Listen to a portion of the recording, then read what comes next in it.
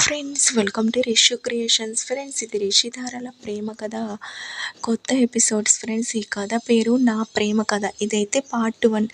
ఇక college days అయితే start అయిపోయాయి. కాలేజీ డేస్ అంటేనే అందరూ చాలా సంతోషంగా ఉంటారు. కాలేజీ గురించి తలుచుకుంటూ, అలాగే అమ్మాయిల మధ్యలో ఏవో తెలియని ఫీలింగ్స్ అయితే ఉంటూ ఉంటాయి. కానీ నాకు మాత్రం అలా లేదు. నాకైతే 4 ఇయర్స్ బ్యాక్ నా స్కూల్ డేసే బాగున్నాయి. ఎందుకంటే నేను 6th క్లాస్ వరకు వేరే ఊళ్ళో చదివాను. 7th క్లాస్ నుంచి మా స్కూల్లో చేరాను. అక్కడే నాకు ఒక అబ్బాయి పరిచయం అయ్యాడు. ఆ అబ్బాయి పేరు రిషి. తను చూడటానికి చాలా అందంగా, అలాగే చదువులో కూడా టాప్గా ఉండేవాడు. బహుశా అందుకేనేమో తను నాకు నచ్చాడు. అలాగే చూసినప్పుడల్లా ఒక స్మైల్.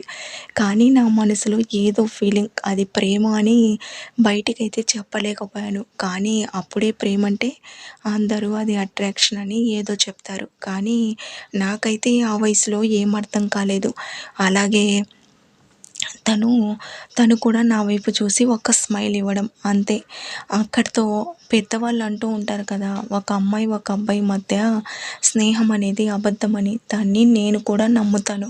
అలాగే 10th క్లాస్ అయిపోయింది. అలాగే ఇంటర్ కూడా అయిపోయింది. నా లైఫ్లో నుంచి ఆ అబ్బాయి 10th క్లాస్ అయిపోయాక వేరే ఊరికి వెళ్ళిపోయాడు రిషి.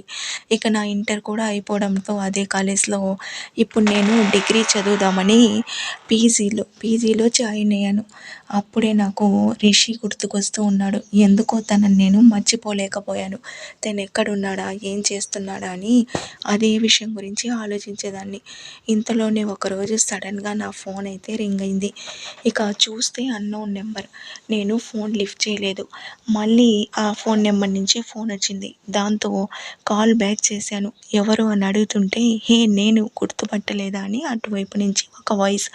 దాంతో నేను, ఎవరు మీరు చెప్తారా లేకపోతే కాల్ కట్ చేయమంటారా అని అంటుండడంతో అటువైపు నుంచి నేను మర్చిపోయామని అంటుండడంతో, ప్లీజ్ ఇక నన్ను డిస్టర్బ్ చేయకండి, కాల్ కట్ చేస్తాను అనే లోపల, ఏయ్ నేను వసు రిషిని అని అంటాడు. దాంతో ఒక్కసారిగా నేను షాక్ అయ్యాను. ఏం మాట్లాడాలో అర్థం కాలేదు. రిషి నువ్వా అని అంటుంటే, అవును వసు, ఎలా ఉన్నావు, ఏం చేస్తున్నావు అని అడుగుతున్నాడు. దాంతో నేను ఇక్కడ డిగ్రీ చదవడానికి పీజీలో ఉంటున్నాను అని చెప్పడంతో, ఓ అవునా అని చెప్పి మాట్లాడాడు. ఆ తర్వాత మాట్లాడుకున్నాక ఇక ఫోన్ అయితే పెట్టేశాడు.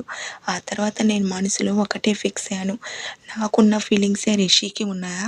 రిషి కూడా నన్ను ప్రేమిస్తున్నాడా? ఒకవేళ తను నన్ను ప్రేమిస్తున్నట్లయితే ఇంకోసారి కనుక తను నాకు ఫోన్ చేస్తే తను కూడా నన్ను ప్రేమిస్తున్నట్లే అని ఫిక్స్ అయిపోయాను. ఇంతలోనే ఉదయాన్నే హాయ్ అంటూ వాట్సాప్లో మెసేజ్. మళ్ళీ నా మనసుకు నేనే సర్ది చెప్పుకున్నాను. కాల్ చేస్తేనే కదా తను కూడా నన్ను ప్రేమిస్తున్నట్టు. తను మెసేజ్ మాత్రమే పెట్టాడంటే తను నన్ను ఫ్రెండ్గానే భావిస్తున్నాడేమో, నేనే తప్పుగా అనుకుంటున్నానేమోనని నా మనసుకి సర్ది చెప్పుకున్నాను. ఆ తర్వాత అలానే 6 నెలలకి పైగా మా మధ్య మాటలు, మెసేజెస్ అన్నీ.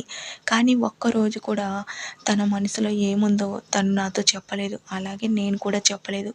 ఇలానే మా మధ్య మాటలు అయితే కొనసాగుతూ ఉన్నాయి. కానీ అటు రిషి మనసులో ఏముందో నాకైతే ఇప్పటి వరకు తెలియడం లేదు. తను నన్ను ఒక ఫ్రెండ్గానే భావిస్తున్నాడా, లేకపోతే నాకున్న ఫీలింగ్సే తనలో కూడా ఉన్నాయని. కానీ కేరింగ్ మాత్రం చాలా ఎక్కువ. నన్ను చాలా అంటే చాలా బాగా చూసుకునేవాడు.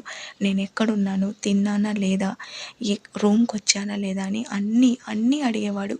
నేను కూడా తనతో అన్ని విషయాలు షేర్ చేసుకునేదాన్ని. అలాగే మా ఇద్దరి మధ్య ఇలా ఫోన్లలో మాటలు ఒక 6 నెలల నుంచి ఇట్లానే కొనసాగుతూనే ఉన్నాయి. కానీ ఇద్దరి మనసులో ఏముందో మాత్రం బయట పెట్టుకోలేదు. నేను మాత్రం రిషి మనసులో ఏముందో చెప్పేంత వరకు నా మనసులో ఏముందో చెప్పలేను. ఎందుకంటే నేను ఒక ఆడపిల్లని అని చెప్పి నాకు నేనే సర్ది చెప్పుకుంటూ అలా రోజులైతే గడుస్తున్నాయి మా మధ్య. ఫ్రెండ్స్, ప్లీజ్ ఈ కథ ఎలా ఉందో చెప్పండి ఫ్రెండ్స్. ప్లీజ్ మీకు కనుక ఈ వీడియో నచ్చితే లైక్ చేయండి. Thank you for watching.